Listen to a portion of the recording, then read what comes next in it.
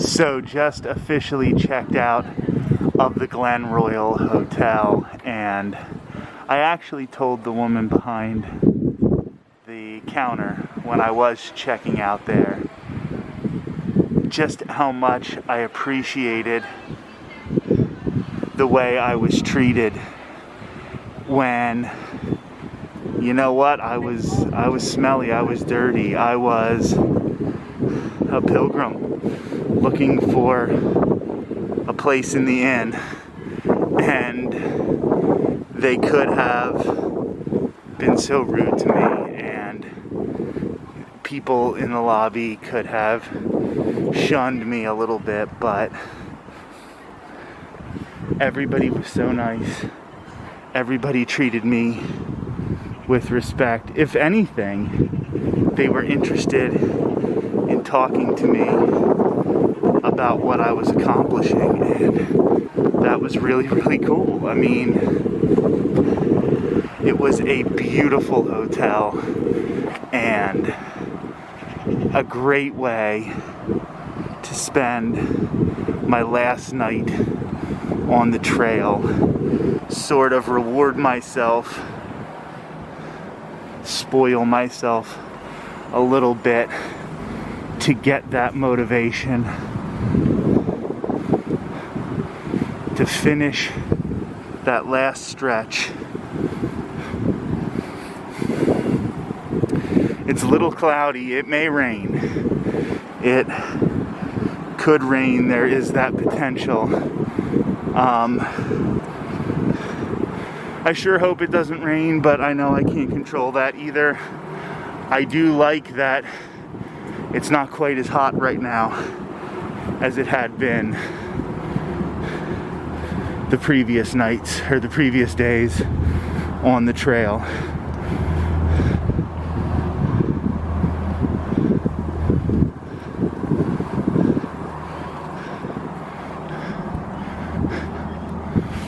I just can't believe how nice they were to me. I can't believe I had such a great room.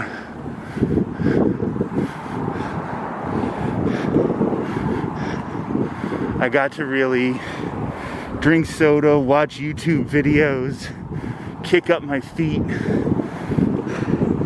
take some showers.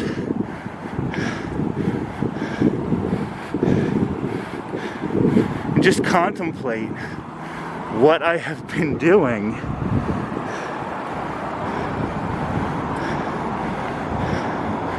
The emotions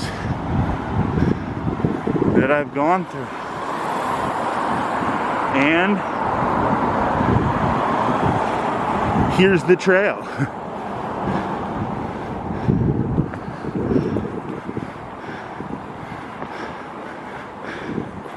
That was right outside reception.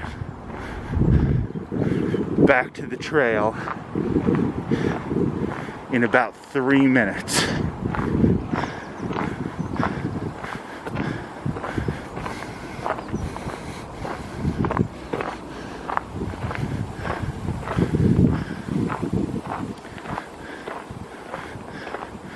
The stories and memories that I am going to take with me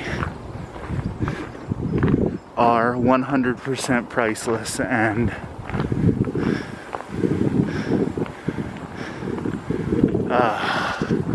I'm just hoping for one last really good day here.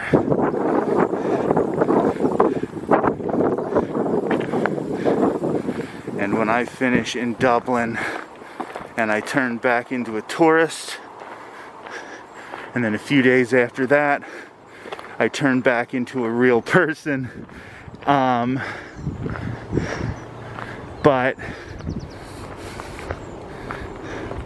I will always have a little bit of pilgrim with me. I'm gonna continue to hike the Pinellas Trail in Pinellas County. I'm sure I'm gonna find some other trails before the end of domestic violence Awareness Month in October, which is essentially when I was thinking of wrapping up the fundraising at the end of October. By the end of that, I'm sure I'll have gone on a bunch of other smaller treks through Florida, or who knows, maybe I'll venture out of Florida. I want to get back to Arizona at some point and do Humphreys Peak, which is a 14er in Arizona, the biggest point in Arizona. So who knows when I might do that. And maybe I'll do it to continue raising money for this, but I just feel like I have limitless options available to me now that were a little limited because I was planning this trip for so long. So I'm gonna focus on the trail for a little bit now, but I'm sure I'll be back at points to chat.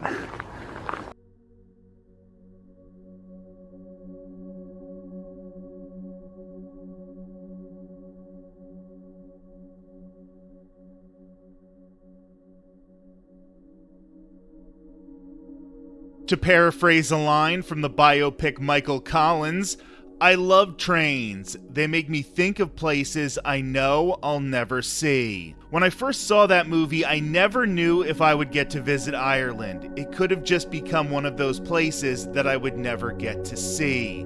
As I continue this vlog series with the early parts of my last day on Ireland's National Famine Way, I'm thinking of a lot of lines from movies that have inspired me.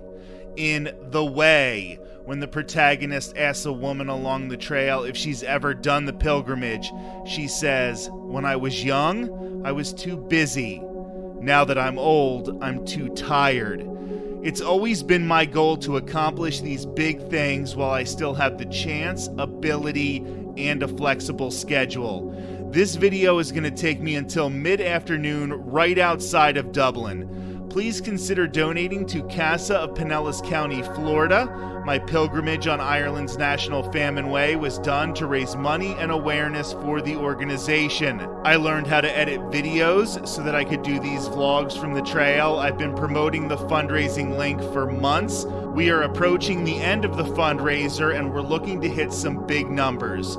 Go to casapinellas.org/walkwithrick/ That's casapinellas.org/walkwithrick/. I'm asking that, if you can, please donate $20 in honor of my pilgrimage. It would mean the world to me, and every single dollar goes to CASA. There are no processing fees or middlemen. If you can't do $20, I understand. $15, $10, or even $5 will make a difference. This great community can help actual people, real women and children who are escaping bad situations. When people ask, why didn't she just leave? Maybe it's because the resources weren't available to her. We're trying to get those resources. casapinellas.org/walkwithrick/. Now enjoy more from Ireland's National Famine Way. Make sure to catch vlog number 13 from the trail next Monday, October 24th, and the finale in 2 weeks on Halloween, October 31st, 2022.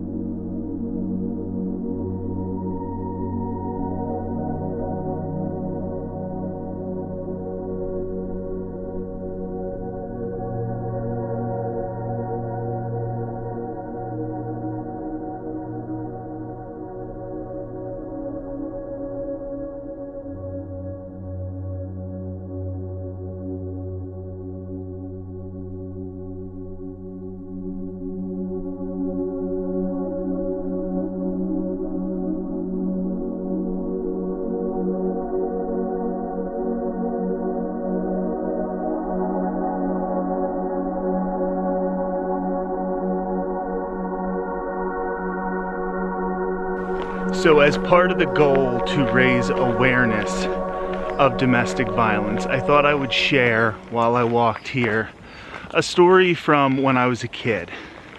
And the point of this story is how adults should definitely be looking for cues when kids are telling them there's something wrong. There's something wrong in my house, especially adults who are teachers, coaches, administrators, clergy, a whole bunch of people who should be on the lookout when something just doesn't sound right. And I have a story from when I was in 6th grade and I played basketball. I played basketball starting when I was in 4th grade, I guess 3rd grade actually, and then played all the way until high school when I was about a junior in high school, I think. Yeah, when I was a junior in high school, my knee injuries just made it impossible to, like, I would struggle to run up and down the court with how much pain I was in at that point. I missed a huge part of my sophomore year with the knee injuries, and then tried physical therapy, but in the training camp for my junior year, it became apparent that I just physically wasn't able to do it. The problem was back around 6th grade, actually until probably my sophomore year. So from about 6th grade until it started becoming obvious that my knee injuries were going to prevent me from doing something extraordinary with basketball. There was a lot of pressure on me for basketball, and it was around 6th grade that the abuse in our household became more and more regular. It was there. I can remember the first time I was seriously abused. I might have been like 8 or 9.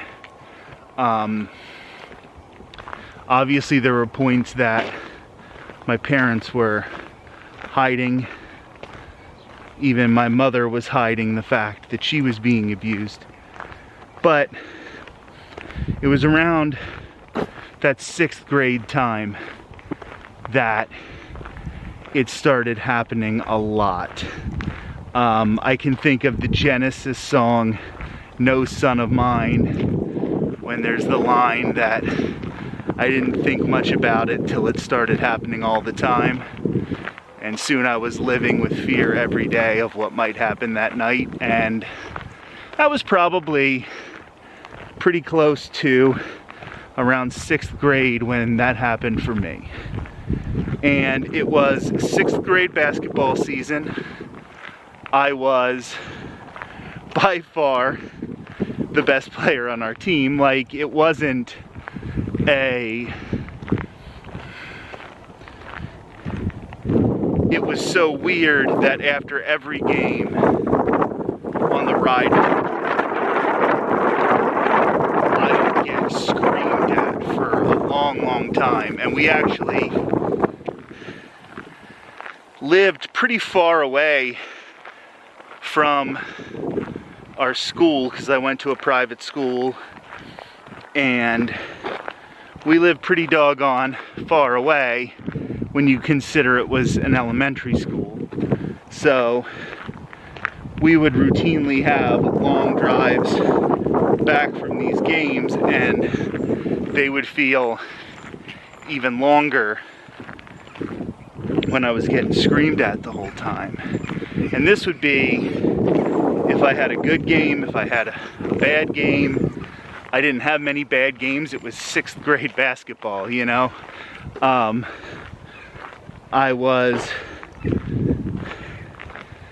It was just constant on the way back from these games. And our coach came up with a rule that I dropped one of my poles here. Let me see if I can scoop it up without having to, yeah, there we go. Without having to reach over for it. Our coach came up with a rule that every single player on the team, no matter how bad, would start a game, and every single player, no matter how good, would have at least one game where he didn't start. So I was just praying that if they remembered to not start me, first of all, yes, I was hoping to get around it because of how good I was and my abilities, but I also figured that they would probably want to make an example and show that not even Rick is above this. So I knew it was going to happen at some point. I was hoping that it would happen at a game where my father wasn't able to make it, wasn't going to be there, and then it just would have been easy to explain, and it wouldn't have been a huge problem. But I can still remember being there in the locker room, and the coach said that I wasn't starting, and my father was there. It was a weeknight. Here comes the train. It was a weeknight, and my father was working 3rd shift at the time, so he had just gotten up. Like, he was at his most cranky for this to be the day they decided to do this. And they told me, and I broke down crying in the locker room because I knew that no matter what, I was gonna get screamed at for that. And I started crying, and the coach got mad at me as if I was crying because I wasn't starting a 6th grade basketball game on a Tuesday night or whatever. And I explained how much I was going to get yelled at from my father, like I had, you know, lost my starting job, or that I was being punished for some reason. And I will never forget that the coach went up to my father and tried to just explain the rule and why they did it. And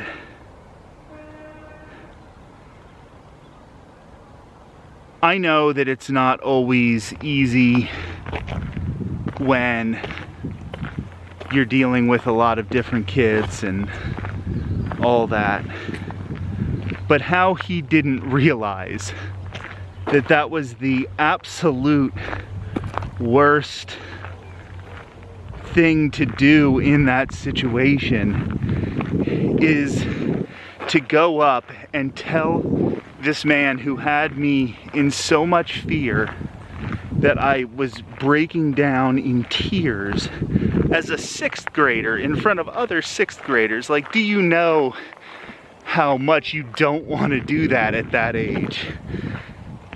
And I don't know what in his brain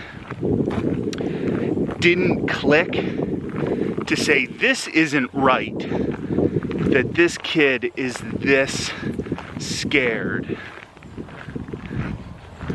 of his father for something as insignificant as who starts a 6th grade basketball game. Like, I don't know what went through his mind where he didn't think to tell somebody, this isn't right, and we should check on this kid to make sure he's okay. And maybe instead of going up to my father and explaining the rule, just say, you know, oh, Rick got sick in the locker room, he's not feeling well, you should take him home tonight, he's sick. And then the next day could have contacted the school and said something needs to happen, this kid is in a bad situation. And I just think it's a story that I like to tell every once in a while because it shows that we as adults can get so caught up in our own worlds and our own opinions, and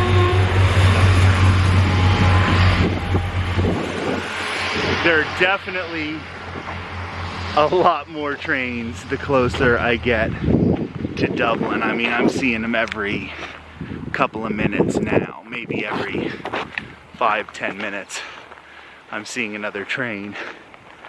But we get so caught up in what we think is important as adults that I think we can miss when there are just blatant signs that something's not right. That school really did a lot of damage because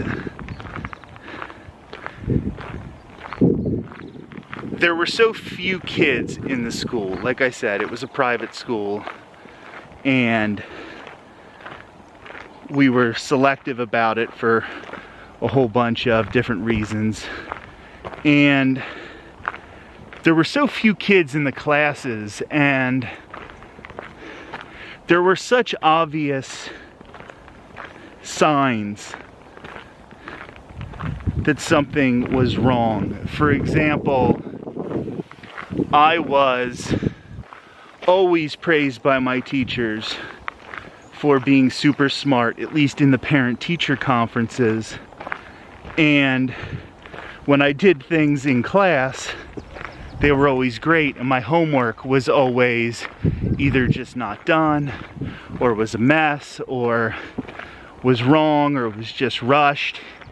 And instead of thinking, why, when we see him, when he's doing his work in front of us, in this environment we can monitor, everything's hunky-dory, but when he has to do something at home, it's a cluster. And I understand public school teachers who see hundreds of kids a day, and you just can't figure out everything. But at that school, it was small enough, and I feel there were enough signs that somebody should have done something. This also isn't me complaining or not getting over it, or I haven't healed or whatever. I've healed from it. I've accepted what happened. I don't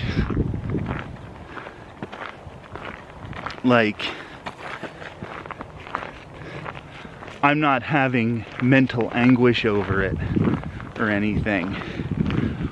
Why I like to use the example is this is one of the reasons I want to raise awareness of domestic violence. That next kid who breaks down crying in the locker room of a 6th grade basketball game because he's afraid of what his father's going to do to him that night. The next kid who is a literal genius with his studies when he's taking standardized tests. Like, when we would take the standardized tests, I would test out of this world. And then when I would do homework, it would be so rushed because, you know, everything at home was so crazy. There are kids like that right now, and that's why I tell this story more than anything. That's why I think this is important. So definitely thank you so much for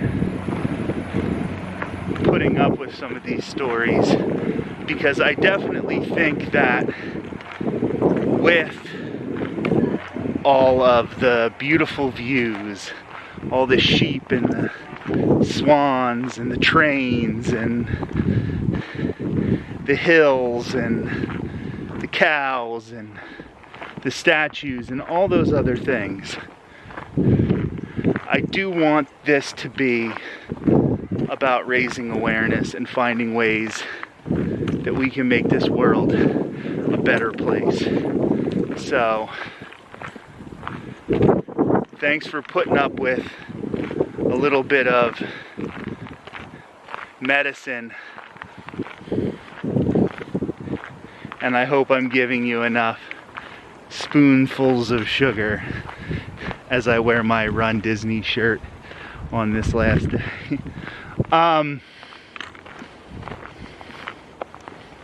Yeah, thank you so much.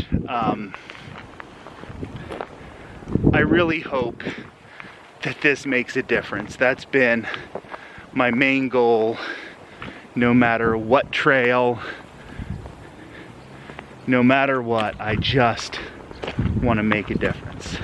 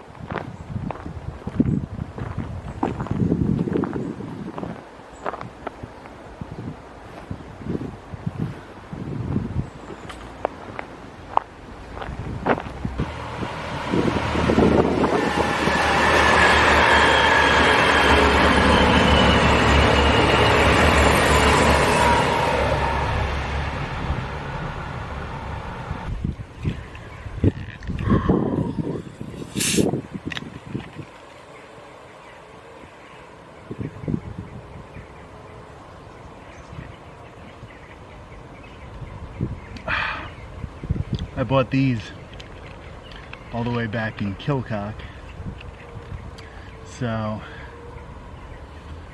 I'm glad I held on to them. Nice to just take a little break here. I can definitely tell I'm getting closer to the city. If you can see, there's graffiti on this brick wall here. I passed a few construction cranes. They're definitely building Dublin out more and more, so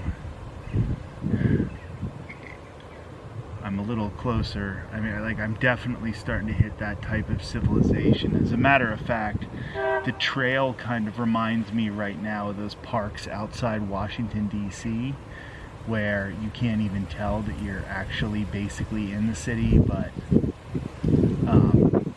you're in a park that still looks like you're in the country, because we have the train right over here.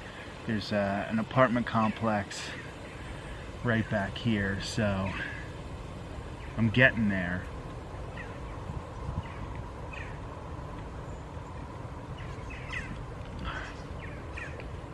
It actually kind of surprises me, because it sort of shows how small Dublin is in size.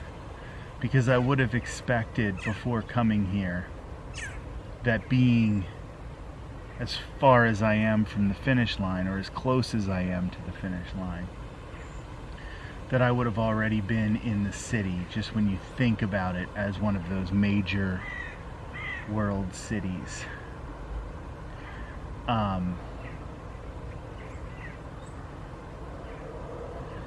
But we're about to finish something great here.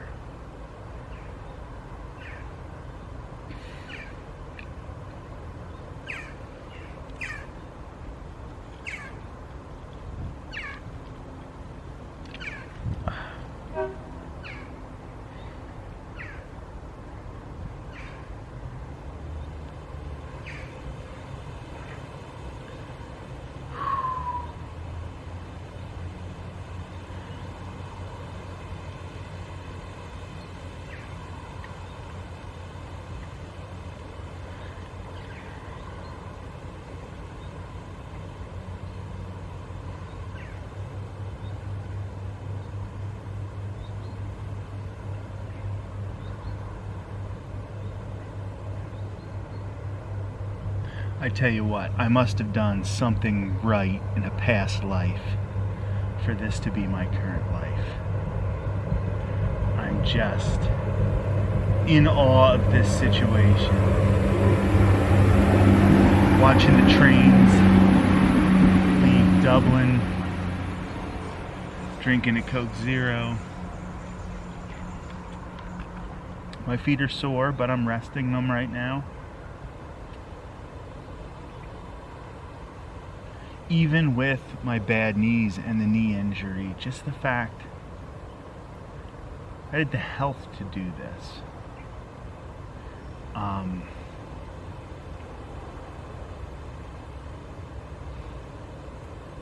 It's remarkable. I'm about to turn 42. In less than a week, I'm going to be 42. And 42 is how old my abusive father was when he died. And we can go into a whole bunch of why. I'm not even going to talk about the circumstances around his death, but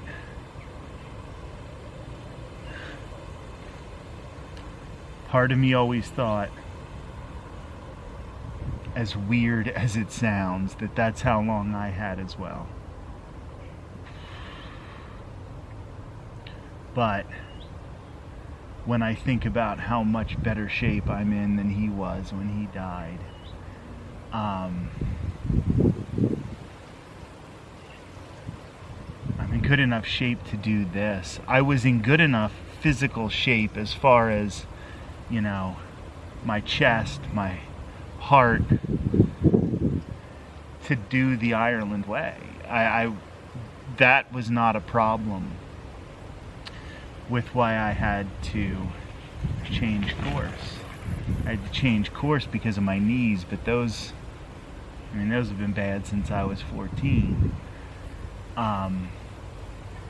Just last year, I did the Boston Marathon virtually when they had to do it virtually because of limited capacity and everything. I did the Boston Marathon just last year. I'm doing this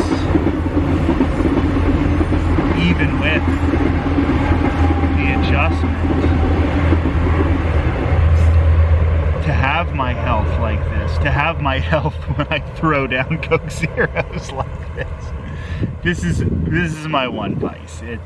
I don't drink, I don't eat meat, I don't smoke, so I don't, do any drugs. This is the vice.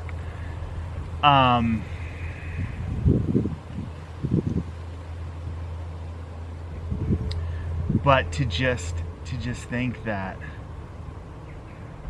I'm in this kind of shape, that even though it hurts, the hardware hurts, the fact that I'm in good enough conditioning to do this, I can carry this weight, and yeah, it'll hurt my bones and it'll hurt my muscles, it'll give me a pounding, but I'm not out of breath.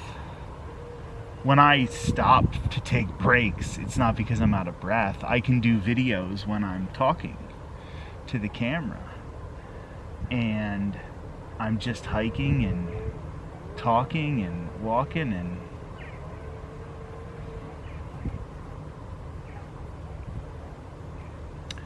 Mickey Mantle once said, I think I'm getting the quote right, but if I had known how long I was going to live, I would have taken better care of myself. And I don't know. I mean, I definitely in my 20s, in my early 30s, I beat up my body a lot, but I don't know if I necessarily feel I didn't take care of myself as much as I think I tried to rush to accomplish so many things because I always thought that 42 was the end point. So anyway, I'm blinking with batteries, so I'm gonna have to switch batteries. I'll be back.